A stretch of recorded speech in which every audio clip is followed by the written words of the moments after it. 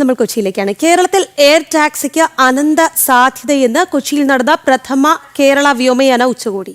കേരളത്തിലെ വ്യോമയാന സൗകര്യങ്ങളും നിക്ഷേപ സാധ്യതകളും പ്രയോജനപ്പെടുത്തുക, കേരളത്തെ ആഗോള വ്യോമയാന കേന്ദ്രമാക്കി മാറ്റുക തുടങ്ങിയ ലക്ഷ്യങ്ങളോടെയാണ് സിയാലും ഫിക്കിയും സംയുക്തമായി ഉച്ചകോടി സംഘടിപ്പിച്ചിരിക്കുന്നത്.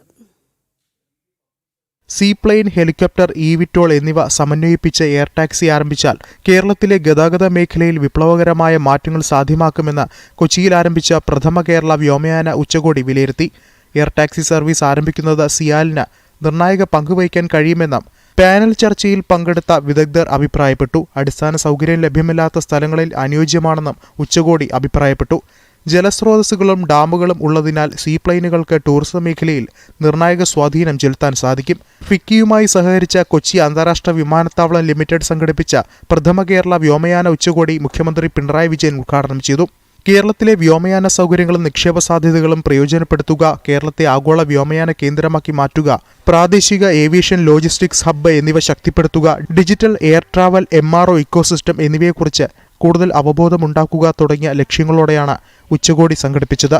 മേഖലയിലെ തന്ത്രപ്രധാന മാറ്റങ്ങൾ, നയരൂപീകരണം, അടിസ്ഥാന സൗകര്യ വികസനം തുടങ്ങിയവയാണ് ഉച്ചകോടി ചർച്ച ചെയ്യുക. ജനം, കൊച്ചി.